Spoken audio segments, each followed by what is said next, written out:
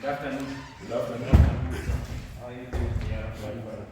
So welcome to today's class. We're going through the unit of competence workshop practices.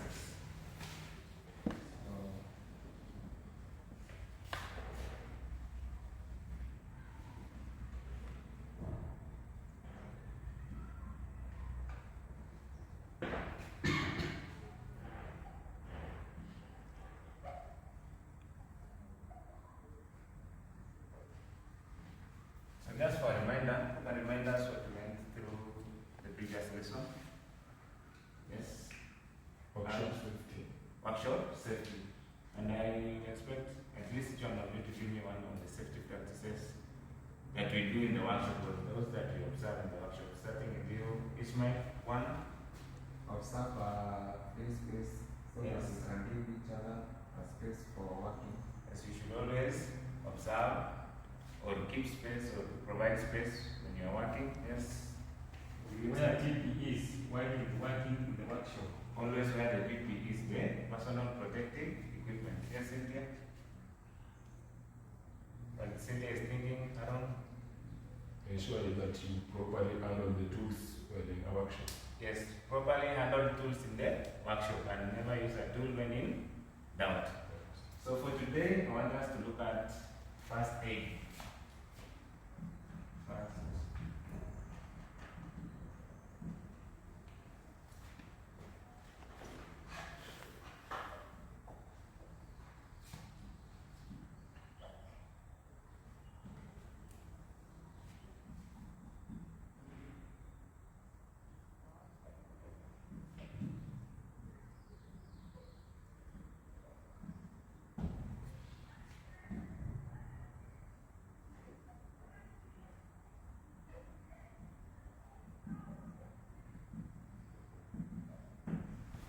So for today's lesson, the major learning outcomes that we're going to look into are the two ones, these two, the definition of first aid and the common first aid practices, or the types of first aid.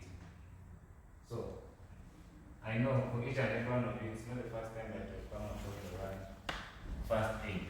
All of you have a rough meaning of what we mean by the term first aid. I'm expecting an answer from anyone. We start in Satan because we are not given us the previous one. What do you understand by the term first aid? Cynthia? Cynthia is thinking around with an For me, I can try.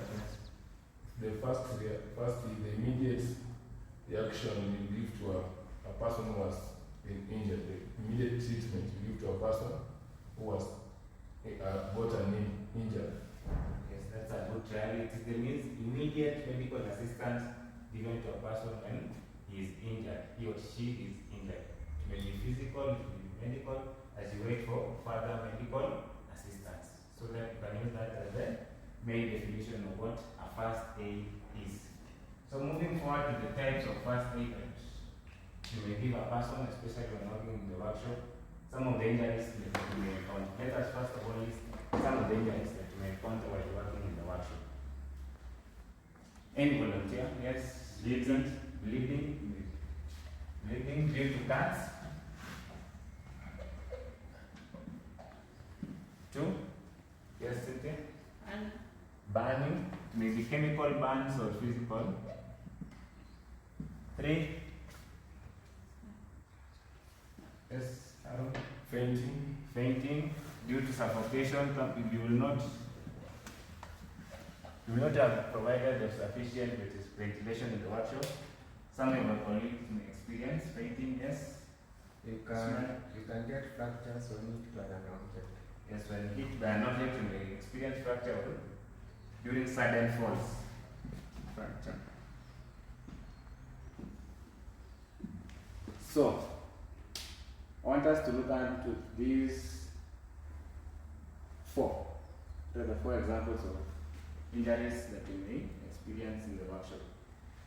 When your colleague experiences fracture, What is the immediate assistance that you can provide to a fracture or the first aid as you wait for further medical assistance? When you suspect a fracture, what do? Aaron?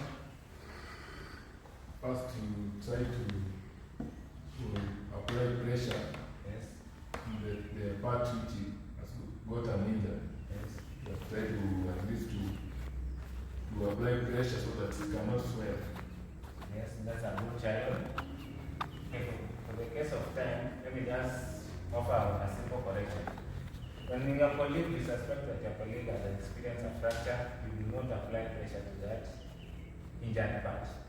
The immediate assistance that you can provide to that person is to elevate, let's say it's a limb, and you provide a stable platform at that point that you suspect that has experienced a fracture. Then you call or you seek further medical assistance. Bleeding. Let's say you have experienced an open cut. What do? Vincent, can you give us an answer to that? When you experience an open cut, what is the immediate assistance that you do? Yes? Let me try some. Yes. You wash the bleeding area, Yes. blend of clean water. Yes. Then you tie to stop further bleeding. Yes, that's a good child. For bleeding, for the case of bleeding, you use clean water to wash that cut, the open wound, then you tie tightly with a bandage, then afterwards you seek further medical assistance. What about the case of burning? Yes, Ishmael? Yes, so child. For the training, for the case which has got the bus, Yes, you can apply a clothing with some cold water. yes, continue. That's my plan. Good child. Sorry for the laugh. Good child. When your colleague has experienced a burn, let's say it's a physical burn or a chemical burn, first of all, you stop there. If it was a physical burn, you use the fire extinguisher to stop the burn. Then the second step is to make sure that if there is any contaminants on that part, clean it and you seek further medical assistance. For the case of burning, if you apply any physical pressure to that point, you may be extending the extent of the injury. So finally, for the fainting, what do? Cynthia. Fainting, your colleague has fainted in the workshop. What is the first step? Yes? Vincent is at time. You take the casualty to a free, fresh air circulation point. Yes. Maybe another point to emphasize on what our friend Vincent has said. Yes. Maybe you can loosen the person if he has heavy clothes, you can at least to loosen it so that the circulation of air can be free. Yes, that's correct. For the case of fainting, whether it is caused by, maybe there's no free air circulation. So the first step you get that person to outside where there is free flow of air, and if he's wearing tight clothing, you loosen the clothing, and if it's heavy clothing, you may remove some of the clothes, and you expose him to fresh air as you seek further medical assistance. So that will be all for today's lesson. For the assignment, I'll send it to your class rep. Thank you for having your time.